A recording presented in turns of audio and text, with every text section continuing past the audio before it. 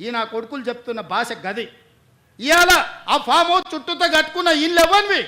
కేటీఆర్కు లేదా, హరీష్కు లేదా, కేవీపీ రామచంద్రరావుకు లేవా చుట్టూతా? మీరు కట్టుకున్న ఇండ్ల డ్రైనేజీ హైదరాబాదు ప్రజలు తాగునీళ్ళ కలిపి మా ఇల్లు గులగొట్టొద్దు కాబట్టి ముసుగు దొడకడానికి మూసి కావాల్సి వచ్చిందా మీకు? మూసీని అడ్డం పెట్టుకొని ఎంతకాలం బతుకుతారా మీరు? ఎంతకాలం తప్పించుకుంటారు?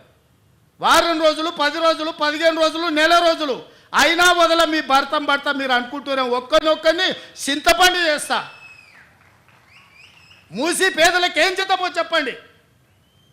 ప్రతి పేదవాడికి మంచి కాలనీలు చేసి ఇల్లు కట్టిద్దాం చెప్పండి. ప్రభుత్వం దగ్గర భూమి లేవా? ప్రభుత్వం ఏమైనా గొడ్డుపోయిందా?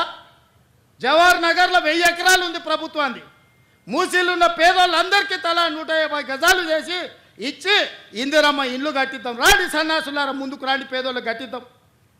ఎవరైతే నమ్మి మోసపై కట్టుకున్నారో వాళ్ళ ఇల్లు కట్టడానికి ఎంతైందో నష్టపరిహారం ఇద్దాం, ప్రభుత్వం ఖజానా నుంచి పంచుదాం. రాండి, అందరం కూర్చొని పంచుదాం ఒకటే వేదిక మీద.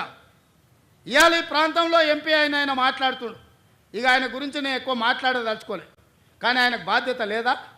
ఎంపీకి గెలిచినావు కదా, మోడీ దగ్గర నుంచి ఏం తెస్తావు తీసుకురా. గుజరాత్లో అహ్మదాబాద్లో సబర్మతి రివర్ ఫ్రంట్ నరేంద్ర మోడీ కట్టుకోవచ్చు అంట, కానీ నరేంద్ర మోడీకి ఊడిగం చేస్తాడంటేనే కానీ మూసీ రివర్ ఫ్రంట్ మాత్రం తెలంగాణలో కట్టొద్దంట. ఏం న్యాయమా ఇది?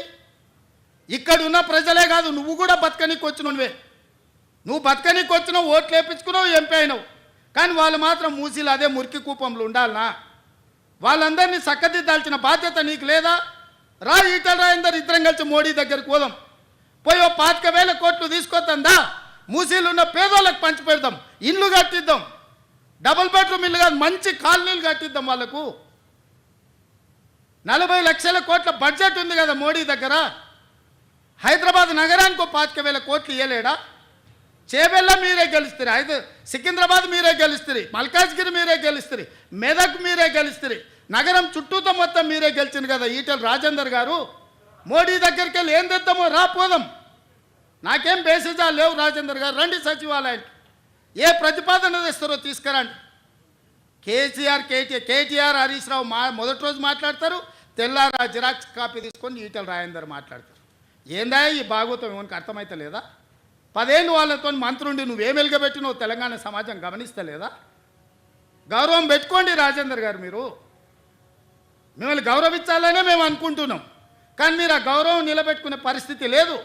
మీరు పార్టీ మారినరు, వేరే పార్టీ ఎంపీ అయినరు, కానీ పాత వాసన మాత్రం మీకు పోతలేదు. ఆ గత్తర వాసన అట్లనే మీతో కొడుతుంది, గత్తు వాసన. నేను ఇవాళ సూటిగా వారికి సూచన చేస్తున్న ఈటల రాజేందర్ గారికి, మూసీ పరివాహక ప్రాంతంలో ఉన్న పేదలకు ఇండ్ల పట్టాలతో పాటు ప్రధానమంత్రి ఆవాస్ యోజనలో ఇల్లు కట్టిద్దాం. మీరు రాండి, నరేంద్ర మోడీ దగ్గరికి వెళ్దాం. నేను వస్తా, నా మంత్రివర్గాన్ని మొత్తం తీసుకొని వస్తా. మాకేం బేసిజాలు లేవు నరేంద్ర మోడీ గారిని కలవడానికి. వారు ఈ దేశానికి ప్రధానమంత్రి.